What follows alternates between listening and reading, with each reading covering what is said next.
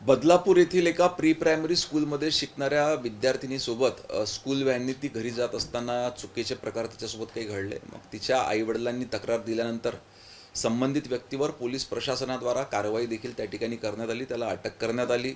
त्या व्हॅनचा परवाना रद्द करण्यात आला. व्हॅनवर फाईन देखील त्या ठिकाणी ठोठावण्यात आलेला आहे. परंतु शाळेवर कार्यवाही करायची झाल्यास अजूनपर्यंत प्री प्रायमरी स्कूल ह्या शासनाच्या अखत्यारीत असण्यासंदर्भात त्या ठिकाणी काही प्रोव्हिजन्स नव्हत्या. ही बाब माननीय मुख्यमंत्री महोदयांच्या निदर्शनास आपण साधारणतः 7-8 महिने आधी आणून दिली आणि त्यांनी तातडीनं प्री प्रायमरी स्कूलच्या संदर्भात एक नवीन कायदा तयार करण्यासाठी शासनाला सूचना दिलेल्या आहेत. लवकरात लवकर ह्या संदर्भात कायदा तयार करून राज्यातल्या सगळ्या प्री प्रायमरी स्कूल ह्या शासनाच्या अखत्यारीमध्ये येतील. भाऊ, कशा पद्धतीने शासनाच्या अखत्यारीतील काही मसुदा तयार झालेला आहे का आणि अशा घटना घडल्या त्याच्या कशा पद्धतीने करावी? एक अभ्यास गट तयार करून त्यांनी मसुदा तयार केलेला आहे.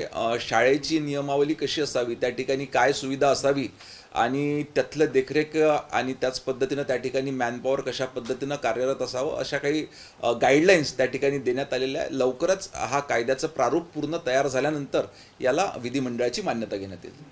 भाऊ, अनेक वेळा पाहतो की अशा घटना या स्कूल बसमध्ये होतात. कायदे कडक आहे, गेल्या वेळी कारवाई देखील केली होती, मात्र त्यावेळी कारवाई होत्यानंतर मग ढील देते. तर आता या सगळ्या बाबतीत आपण गांभीर्याने हे सगळं गृह राज्यमंत्री म्हणून प्रकरण घेणार आहोत. नाही, निश्चितच याच्यासोबत परिवहन विभागासोबत देखील आपण बैठक घेणार आहे. शालेय शिक्षण विभाग, परिवहन विभाग आणि गृह विभागाची एकत्रित बैठक लावून याची कार्यप्रणाली अधिक मजबूत कशी करता येईल याचा प्रयत्न करण्यात येईल.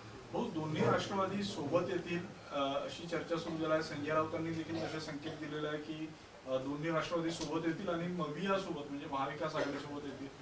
अजितदादा तुमच्या सोबत आहे, कशा अर्थानं तुम्ही या सगळ्या नाही, महायुतीमध्ये सध्या सन्मान्य अजितदादा पवार आमच्यासोबत आहेत, शिंदेसेना आमच्यासोबत आहेत आणि भारतीय जनता पार्टी हा एक मोठा पक्ष म्हणून त्या ठिकाणी काम करतो आहे. येणाऱ्या निवडणुकांकरता कदाचित जर का राष्ट्रवादींना वाटत असतील, त्या येणाऱ्या निवडणुका ह्या स्थानिक स्वराज्य संस्थांच्या निवडणुका आहेत. तो पूर्णपणे त्यांच्या पक्षाचा विषय असून ते लोक त्याच्यावरती निर्णय घेतील.